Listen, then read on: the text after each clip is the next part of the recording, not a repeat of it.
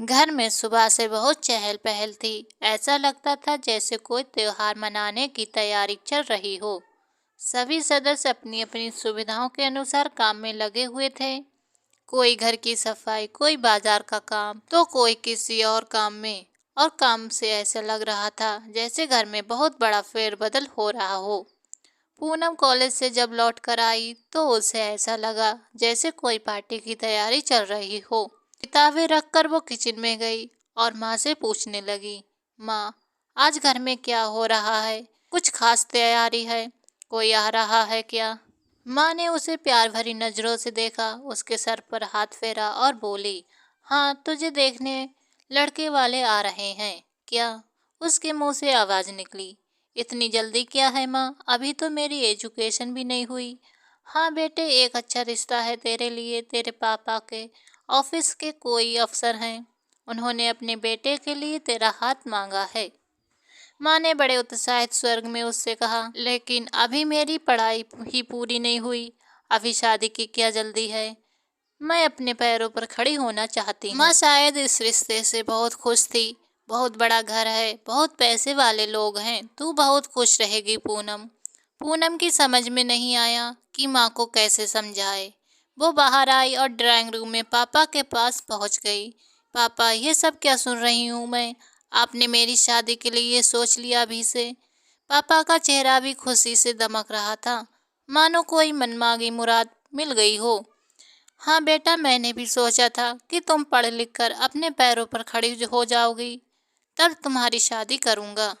लेकिन ये रिश्ता इतना अच्छा है और खुद चलकर हमारे घर आया है, तो मैं इससे इनकार नहीं कर पाया। अपनी बेटी का अच्छा कौन नहीं चाहता? जब तेरी किस्मत के द्वार खुल रहे हैं, तो मैं खुद कैसे बंद कर दूं? माँ बाप दोनों की बातें सुनकर और उनका उत्साह देखकर पूनम चुप कर गई। आखिर उसे माँ बाप की इच्छा का मान रख उनकी बातों को मानना ही पड़ा। शाम को लड़के वाले आए। उसकी खूबसूरती देखकर सब ने तुरंत हाँ कर दी। यहाँ तक कि पंडित जी को बुलाकर शादी की तारीख भी निकलवाने लगे। पूनम के मन में बहुत दुविधा थी। वो अपने मन की बात कहना चाहती थी, लेकिन माँ बाप का ध्यान रख संकोचवश कह नहीं पा रही थी। तभी लड़के की माँ ने पूछ लिया, बेटी, तुम्हें कुछ कहना है? जैसे पूनम इसी मौके की तलाश में थी। हाँ जी आंटी जी, मैं चाहती थी कि मेरी फाइनल के पेपर देने के बाद ही शादी हो। तो उसने माँ बाप की ओर देखते हुए बात अधूरी छोड़ दी। एक बार तो सभी चुप हो गए। उसके माँ बाप ने बात संभाली, दरअसल जी 2 महीने की बात है। इसका बड़ा मन था आगे कुछ करने का, लेकिन आप लोगों के रिश्ते के लिए मना नहीं कर सके। अगर आप 2 महीने तक रुक जाएं। उसके पिता ने भी उनके आगे हाथ जोड़ते हुए कहा, इसकी एजुकेशन पूरी हो जाएगी, फिर तो इसे घर में ही रहना है। लड़के ने गहरी नज़र से पूनम की तरफ देखा। उसके माँ बाप ने भी आंखों ही आंखों में इशारा किया और कहा, वैसे तो हमें इसकी कोई आवश्यकता महसूस नहीं होती, हमें कोई नौकरी तो करानी नहीं, लेकिन ये चाहे तो शादी के बाद भी परीक्षा दे सकती है। इधर किस्मत ने भी कुछ साथ दिया और शादी की तारीख ही 2 महीने बाद की निकली। पूनम ने जैसे राहत की सांस ली, चलो कम से कम बीए तो पूरी हो जाएगी। बहुत ही राजसी वैभव से सजा सवरा बड़ा सा बंगला था। बहुत से रीति रिवाज निभाते हुए 2 दिन बीत गए।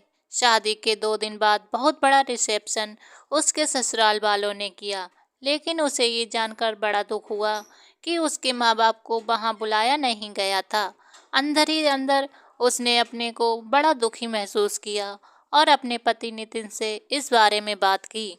क्या आपने पापा को मैसेज नहीं किया? नितिन ने एक बार उसको गहरी निगाह से देखा और कहा, शायद मम्मी पापा ने किया होगा, मुझे पता नहीं है। तुम इस बात को छोड़ो और रिसेप्शन के लिए तैयार होने ब्यूटी पार्लर चली जाओ। गाड़ी में अच्छे से तैयार होकर आना, तुम्हें बहुत खूबसूरत दिखना है आज। अभी वो कुछ और पूछती, उससे पहले ही सासू माँ आ गईं और एक पैकेट उसके हाथ में थमा दिया। ये कपड़े पहनने हैं और ये सेट। नितिन कमरे से बाहर चला गया था तो उसने अपनी सासू माँ से भी पूछ लिया, मम्मी जी, एक बात पूछनी थी। हाँ हाँ पूछो। आपने मम्मी पापा को नहीं बताया क्या रिसेप्शन के बारे में? उसने सोचा भी नहीं था कि उसकी सासू माँ ऐसा जवाब देंगी? ये हमारे अपने घर का फंक्शन है और यहाँ बहुत बहुत बड़े लोग आएंगे, वहाँ उनका कोई काम नहीं। पूनम अपनी सासू माँ की बात सुनकर हैरान रह गई। उसे समझ नहीं आया वो कैसे प्रतिक्रिया दे। चलो अब गाड़ी तैयार है, तैयार होने के लिए जाओ, शाम को तुम्हें बहुत खूबसूरत लगना है। सभी मेहमान तुम्हारी तारीफ करें और तुम्हारी सुंदरता में खो जाएं। तुम्हारे घर के बारे में पूछना ही भूल जाएंगे। अपने परिवार वालों के बारे में, ससुराल वालों के ख्यालात सुन पूनम को एक जोर का धक्का लगा। बड़े बड़े लोगों से उसे मिलवाया जा रहा था। पूनम बाहर से तो मुस्कुरा रही थी, सबसे नमस्ते कर रही थी, लेकिन अंदर ही अंदर उसका दिल रो रहा था। शादी होते ही उसके ससुराल वालों का व्यवहार उसके मायके वालों के प्रति एकदम से कैसे बदल गया। खैर, जैसे तैसे पार्टी समाप्त हुई और पूनम अपने कमरे में थकी हुई निडल कपड़े उतारने लगी। तन से ज्यादा वो मन से थक गई थी। तभी वहां नितिन आ गया और उसने आते ही उसको बाहों में जकड़ लिया। आज बहुत सुंदर लग रही हो, बिल्कुल परी। उसके मुंह से शराब की गंध आ रही थी। पूनम को उबकाई आने लगी। ये क्या आप शराब पीते हैं? पूनम ने घबरा कर पूछा। नितिन हंसते हुए उसे खींचने लगा। हाँ, इसमें क्या है, सभी बड़े लोग पीते हैं पार्टियों में, लेकिन आपने शादी से पहले तो नहीं बताया था। लो, इसमें बताने वाली बात क्या है? बड़े घरों में सभी पीते हैं। हाँ, लेकिन तुम क्या जानो, तुम कभी बड़े लोगों में बैठी ही नहीं। नितिन ने बड़ी सहजता से कहा और ये बात उसके दिल को फिर सी चुभी। उसे समझ आ गया कि जैसा वो उसके घर वाले समझ रहे थे, उसके ससुराल वाले और वहाँ का माहौल वैसा नहीं था। शायद वो गलत जगह आ चुकी है। क्या वो माँ बाप को बताए? नहीं, उन्हें बहुत बुरा लगेगा। वो धैर्य से काम लेगी, पहले खुद परिस्थितियों को देखेगी। नितिन निडर से ही सो चुका था और पूनम की सारी रात करवटें बदलते हुए बीती। पूनम की शादी को महीना हो गया था। एक दिन के लिए उसे नितिन के साथ हनीमून के लिए पहाड़ पर भेज दिया गया। उसके पापा उसे लेने आए तो बहाना बनाकर वापस भेज दिया कि अभी उसके यहाँ आना जाना लगा हुआ है और वो इन सब से फ्री होकर उसे स्वयं ही भेज देंगे। लेकिन वो दिन अभी तक नहीं आया। एक दिन बड़ी हिम्मत कर उसने नितिन से कहा तो उसने माँ से पूछ लो कहकर टाल दिया और ऑफिस चला गया। पूनम ने फिर अपनी सासू माँ से पूछ ही लिया। शाम को नितिन मेला लाएगा कहकर सासू माँ ने उसे थोड़ी सी राहत दी। शाम को बड़ी सी गाड़ी में फलों के टोकरे और मिठाइयों के डिब्बों के साथ गहनों से लदी। जब वो मायके पहुंची तो सभी उसे देख निहाल हो गए। माँ के गले लग पूनम के आंसू जो जाने कब से पलकों पर रुके हुए थे, झरझर बहने लगे। सभी ने इसे इसका प्यार समझा। शादी के महीने बाद पहली बार जो आई थी तो भावुक होना लाजमी था। माँ उसे ससुराल की बातें पूछने लगी। माँ बाप का उत्साह देख अपने मन की पीड़ा वो मन में ही दबा गई। आखिर बताती भी क्या कि उसके ससुराल वाले मायके वालों को कुछ नहीं समझते। पति शराब पीता है, घर में तो सब यही समझेंगे कि ये तो बड़े लोगों में अपने बड़ेपन का गुमान होता ही है। सब ठीक है कहकर उसने ठंडी सांस ली। सुंदर कपड़े, मेकअप और गहनों की चमक ने उसके हार्दिक दुख, चेहरे की उदासी को ढक दिया। लेकिन दिमाग कहता कि बताना चाहिए। ससुराल की हकीकत माँ बाप को बताए न बताए इसी कश्मकश में थी कि माँ का ये कहना कि उसकी बेटी ससुराल में सुखी है, ये देखकर वो बहुत प्रसन्न है। दामाद भी कितना हंसमुख है। पूनम ने अपने आप को रोक दिया। उसने माँ से कहा, मैं यहाँ रुकना चाहती हूँ, 4 दिन के साथ रहकर चली जाऊंगी। नितिन से कहिए ना। माँ ने लाड़ से उसके सर पर हाथ फेरा। ठीक है, मैं भी चाहती हूँ कि 2-4 दिन हमारे साथ रह जाए, फिर तो अपनी गृहस्थी में फंस जाएगी। पूनम मन ही मन सोच रही थी सोने के पिंजरे से कुछ दिन के लिए शायद उसे राहत मिल जाए और वो फिर से अपने माँ बाप परिवार के साथ पुरानी मनमानी जिंदगी कुछ दिन जी ले, क्योंकि अब ससुराल रूपी पिंजरा उसका भविष्य था। माँ बाप को सच्चाई बताकर अपने दुख से दुखी करने का उसका मन न था। डिनर करते हुए माँ ने नितिन से उसे कुछ दिन छोड़ जाने के लिए कहा तो नितिन एकदम से तेज आवाज में ना कर बैठा। नहीं नहीं, ये कैसे रुक सकती है। तभी सबको अपनी ओर आश्चर्य से देखते हुए उसने अपने स्वर को संभाला। मेरा मतलब है माँ ने साथ ही लाने को कहा था, माँ से कहकर नहीं आए हैं। अब इसके बिना घर में कोई काम नहीं होता। माँ ने तो सब इसी को सौंप दिया है। नितिन की बात सुन सबका उत्साह ठंडा हो गया। लेकिन उसके माँ बाप ये जानकर कि उसका अपने ससुराल में कितना महत्व है, उसे वहाँ कितना चाहते हैं, सभी खुश हो गए। पूनम समझ गई कि नितिन जानबूझकर वहाँ नहीं छोड़ कर जा रहा है और उसकी माँ ने उसे समझा कर भेजा होगा, कहीं वो उन सभी की असलियत अपने मायके में न बता दे। उसने अनुभव किया कि वो अपने ससुराल वालों के लिए पालतू पंछी की तरह है, जिसे सिर्फ अपने शौक के लिए पाला जाता है। सभी को दिखाने के लिए वो नितिन के साथ ही मात्र 4-5 घंटे मायके में बिताकर वापस ससुराल रूपी पिंजरे में चली गई, जहां उसकी ससुराल पूनम के लिए पिंजरा ही थी, जहां उसने खाने पीने पहनने ओढ़ने की सुख सुविधाएं तो मिलती थी, लेकिन अपने मन का करने की आज़ादी नहीं, अपनों से अपने परिवार से मिलने की आज़ादी नहीं। अपनों को दुख ना हो, बेखुश रहे, उनका भरम न बना रहे, चाहे वो पिंजरे में बंद फड़फड़ाए। वो नितिन के साथ वापस सोने के पिंजरे में आ गई, लेकिन उसने मन ही मन संकल्प लिया कि वो इस पिंजरे को धीरे धीरे अवश्य काट देगी और अपने ख्वाबों का महल बना स्वतंत्र उड़ान भरेगी। पूनम ने धीरे धीरे ससुराल वालों की पसंद नापसंद जानना शुरू कर दिया। उसकी कोशिश होती कि वो सभी का दिल जीत ले और जितनी जल्दी हो सके परिवार का रहन सहन अपना ले और अपनी खुद की एक पहचान बना ले। कुछ ही दिनों में पूनम ने अपने ससुराल का सारा इतिहास जान लिया था। वास्तव में उसकी सास एक साधारण परिवार से थी और पैसे वाले घर में आकर मायके से रिश्ता तोड़ चुकी थी। यह शायद परिस्थितियोंवश टूट चुका था। ससुर बहुत ही अनुशासन और रुआब वाले थे, जबकि पति माँ का आज्ञाकारी। कोई भी सास कितनी भी आधुनिक क्यों न हो, पर वो अपनी बहू को संस्कारित देखना बेहद पसंद करती है। उसकी बहू उसकी हर बात माने, उसकी हर आज्ञा का पालन करे। और पूनम ने ये बात गांठ मान ली कि अगर उसने अपना अस्तित्व बनाना और बचाना है तो सास और पति को ही जरिया बनाना पड़ेगा। सास को भी साधना पड़ेगा और पति को भी। हालांकि घर में नौकर चाकर थे काम के लिए, लेकिन पूनम को पता था कि किसी के दिल को जीतना हो तो सबसे पहले उसका पेट मनपसंद चीज़ों से भरो, फिर उसकी पसंद नापसंद को जितना हो सके अपनाओ। पूनम खुद रसोई घर में जाती और अपनी निगरानी में सबकी पसंद की चीज़ें बनवाती। उसे पता था कि उसकी सास को शुगर है और उन्हें सुबह के नाश्ते में दलिया, अनाज के और फ्रूट आदि दिए जाते। पति को भी खाने में आलू के पराठे, दही बेहद पसंद थे। वो हर रोज अलग अलग तरह के भरवा पराठे टेबल पर सर्व करती, जबकि ससुर के खाने में बहुत सावधानी रखती। कोलेस्ट्रॉल की शिकायत जो थी उन्हें 1 महीने में दोनों की जो रिपोर्ट आई बहुत पॉजिटिव थी। पूनम के व्यवहार से सास ससुर पति सभी प्रसन्न थे और अब उस पर रोक टोक कुछ कम हो चुकी थी। उन्हें लगने लगा था कि पूनम उनके रंग ढंग अपना रही है और अपने गरीब घर से नाता तोड़ चुकी है, क्योंकि उसने अब तक मायके के बारे में कोई बात ना की थी, कोई सवाल ना पूछा।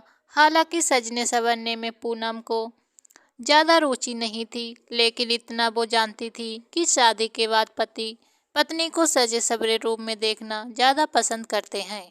ऊपर से उनका बड़े घर की बहू होने का दिखावा। जब भी कोई मेहमान घर पर आता तो वो हद से ज़्यादा टाइम साज श्रृंगार में लगाती, जब तक कि 2-3 मैसेज न आ जाते कमरे से बाहर नहीं आती और फिर मेहमान के सामने विनम्र होकर कहती, माफ़ करना बड़े घर की बहू हूँ ना, तो थोड़ा उसी तरह से दिखना भी चाहिए। अब साधारण परिवार की लड़की थी तो ये सब किया नहीं तो थोड़ा टाइम लग गया। सास और पति उसकी तरफ देखते, लेकिन वो इग्नोर कर देती। ये वही वाक्य थे जो उसके पति और सास द्वारा जब तब सुनाए गए थे। अब उन्होंने ये कहना बंद कर दिया था, क्योंकि वो उन्हें कोई मौका ही नहीं देती थी। अब वो पार्टियों में सभी से बहुत घुल मिल जाती, इतना कि घर वालों पर भी उसका ध्यान नहीं रहता। सभी मेहमान उसकी बड़ी तारीफ करते और उसे अपने घर इनवाइट करते।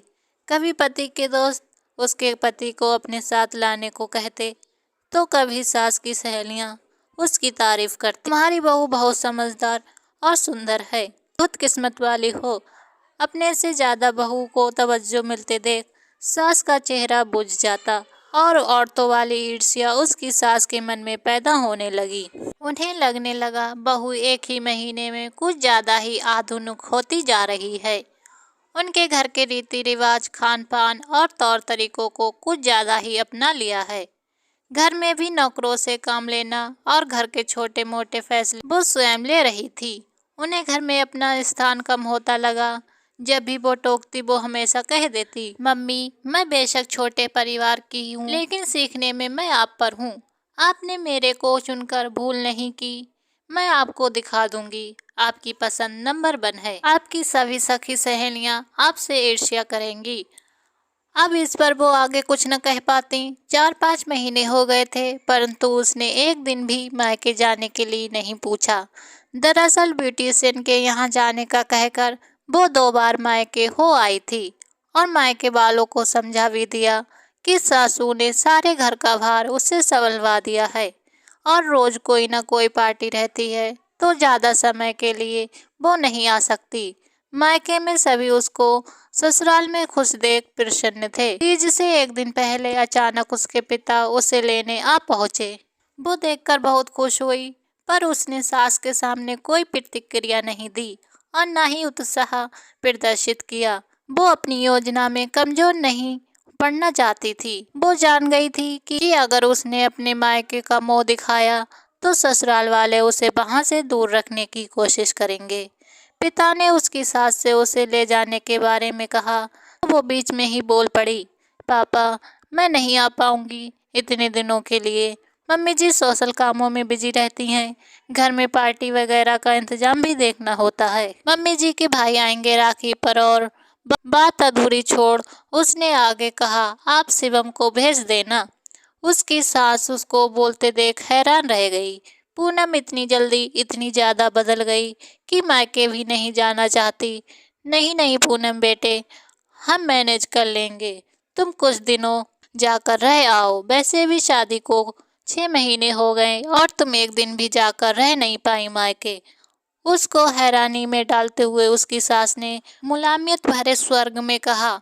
अब तक उसके ससुर और पति भी आ चुके थे। दोनों ने उसके पिता से घर में सभी का हालचाल पूछा। सच कहते हैं कि अगर आपको मान पाना है और स्वाभिमान से जीना है तो दूसरों को भी मान और अपनापन दो और देखोगे कि पत्थर क्या इंसान भी बदलते हैं। लेकिन ज़रूरत है धैर्य संयम की।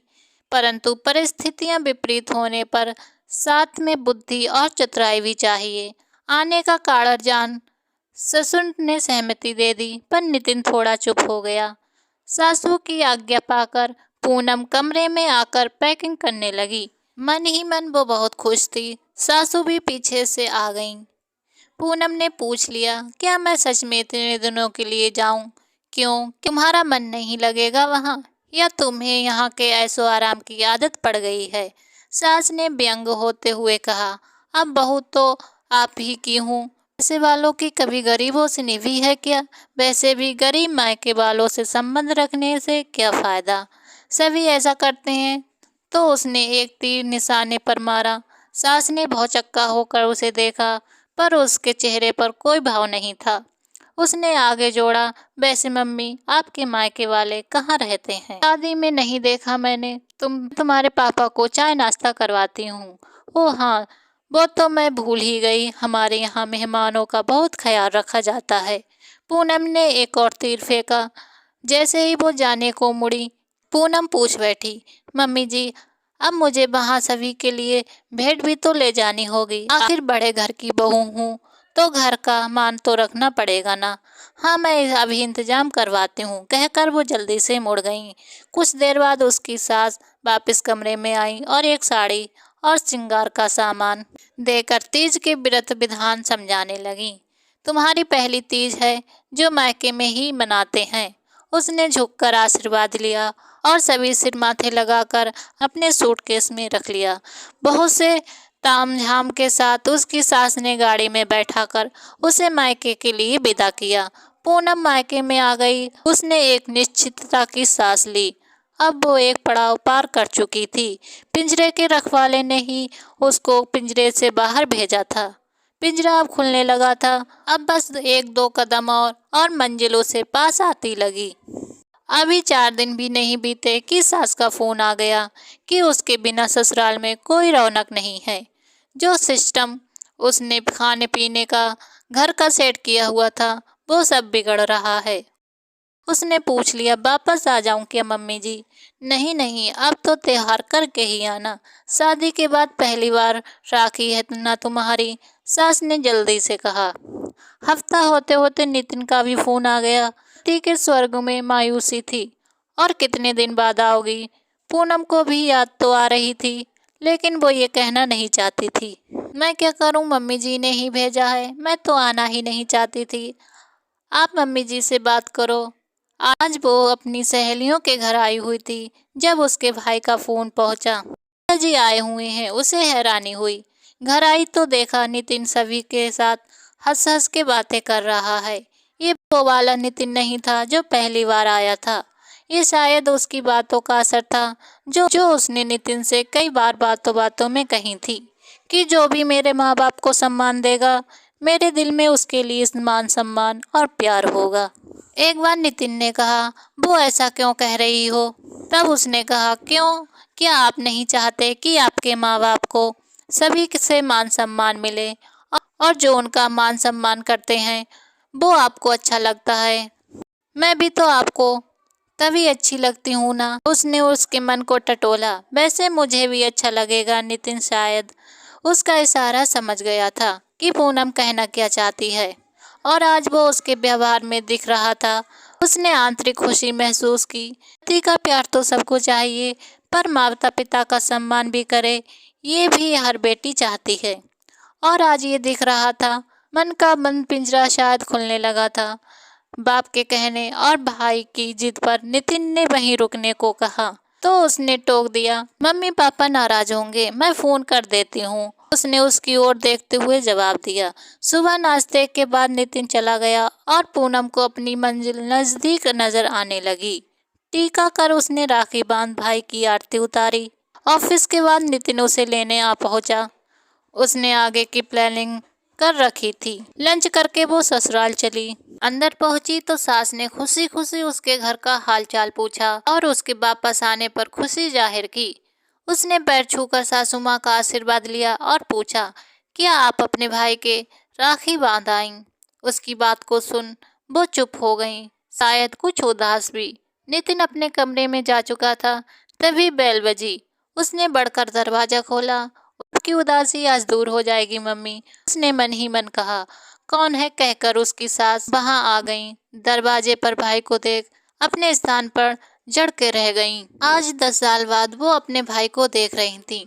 पति और ससुराल के दबाव में और कुछ मायके की गरीबी से उनके रिश्तों में दूरियां आ गई थीं। ससुराल को साधते साधते वो मायके को भूल बैठी थी।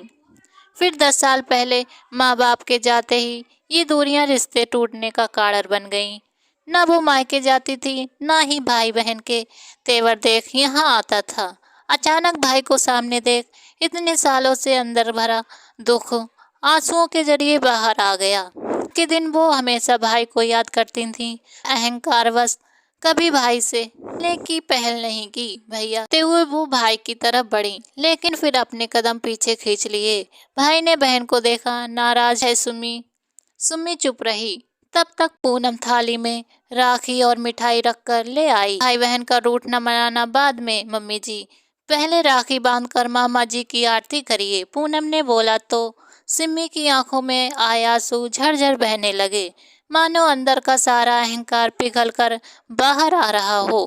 भाई ने उसकी आंखों से आंसू को पोंछा। तो से ही स्वागत करोगी? भाई का टीका किया और राखी बांधी और फिर मुंह में घेवर रख उसके बाद गले मिल रोने लगी। पिंजरा टूटकर बिखर रहा था। पिछले 10 सालों में जो आसपास बुना गया था। सोने बहन का मिलन देख पूनम बहुत ही राहत महसूस कर रही थी। दोनों भाई बहन पिछले 10 सालों के गिले शिकवे कर घर गृहस्थी की बातें करने में लगे पड़े थे, मानो कभी कोई दूरी रही ना हो। नितिन और उसके पापा ये सब देख रहे थे। इतने सालों बाद मामा को हमने देखा। नितिन भी बहुत खुश हुआ। वास्तव में आज वो अपनी माँ को बहुत खुश देख रहा था। दोनों के बीच किस कारण दूरी हुई थी ये तो उसे नहीं पता था, लेकिन पूनम ने उनका मिलन कराया था। उसने पूनम को गले लगा लिया। बहुत बहुत धन्यवाद पूनम, तुमने मेरी माँ को आज बहुत बड़ी खुशी दी है। मैंने माँ को आज तक इतना खुश कभी नहीं देखा। वास्तव में सच कहते हैं कि माँ की खुशी बच्चों के लिए बहुत मायने रखती है और जो उनको खुश रखता है उनका वो सम्मान भी करता है। ये आज हकीकत में दिख रहा था। पूनम के जीवन का सबसे खुशी का पल था। वो उसकी सास ने आकर उसको गले से लगा लिया और अब तक के लिए किए गए व्यवहार पर क्षमा मांगते हुए ये कहा, मैंने तुम्हारे और तुम्हारे परिवार वालों के साथ बहुत गलत व्यवहार किया, क्योंकि वो सब कभी मेरे साथ भी हुआ था और मैं वही सब कर रही थी जो भोगा था। लेकिन आज तुमने मेरी आंखें खोल दी और मुझे अपनी गलती समझ आ गई। अब ये उसका ससुराल नहीं बल्कि उसका अपना घर है, जहाँ वो जैसे चाहे अपने घर को चला सकती है। धैर्य, संयम और समझदारी से पूनम ने आज अपनी ससुराल को पिंजरे की बजाय अपने ख्वाबों के महल में तब्दील कर दिया था। कैसी लगी आज की कहानी कमेंट करके ज़रूर बताएं। कहानी पसंद आई हो तो एक लाइक और चैनल को सब्सक्राइब करें। मिलते हैं ऐसी किसी अगली कहानी में, तब तक के लिए नमस्कार।